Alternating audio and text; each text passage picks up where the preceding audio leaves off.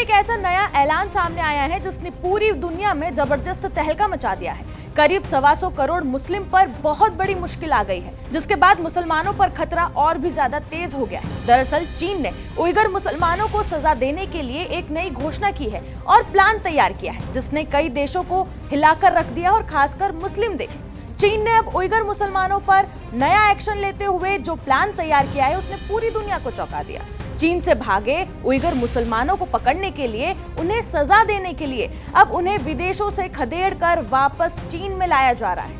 और चीन में हो रहे इस मुसलमानों के अत्याचार पर सभी मुस्लिम देश चुप होकर बैठे हैं, अपने मुंह को सिले बैठे हैं। ना कोई सवाल, ना कोई एक्शन, ना कोई भी किसी भी तरीके की कोई भी प्रतिक्रिया।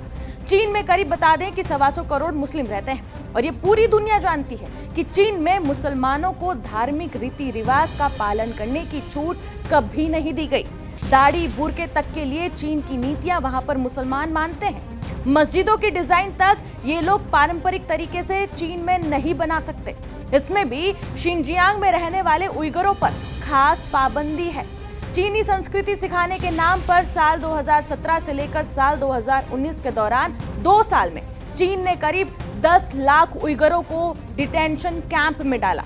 इनमें से बहुतों से उन्होंने जबरन मजदूरी भी करवाई। चीनी निगरानी के बावजूद कई सारे उइगर मुसलमान जो है वो विदेशों में भागने में कामयाब रहे और अमेरिका और यूरोप जैसे जो तमाम देश है वहां पर उन्हें शरण भी मिली। हालांकि अब चीन इनकी वापसी का दबाव बना रहा है। इसमें कई देश चीन के दबाव में आकर झुकते हुए भी नजर आ रहे हैं। उइगरों को वो वापस चीन भेज रहे हैं। चीन नहीं चाहता कि ये जो मुसलमान हैं वो बाहर जाकर, विदेशों में जाकर चीन के बारे में कोई भी गलत बात कहे या चीन के खिलाफ एक नैरेटिव भी सेट कर पाए।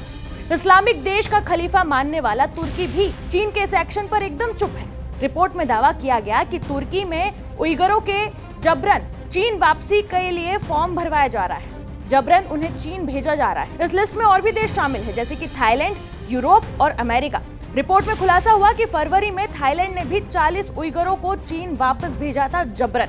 अमेरिका और यूरोप की नई प्रवासी नीतियों के चलते भी उइगरों को शरण मिलना अब मुश्किल हो गया है। चीन प्रचार कर रहा है कि उइगरों को वापसी पर खतरा नहीं, इसलिए शरणार्थी नीति लागू नहीं होती। इसके चलते कई देश उन पर चीन वापस भेजने का दबाव बना रहा है और ये कह रहा है कि उइगर अब उनके देशों में नहीं रह सकता, क्योंकि अब उन्हें चीन वापस जाना ही पड़ेगा।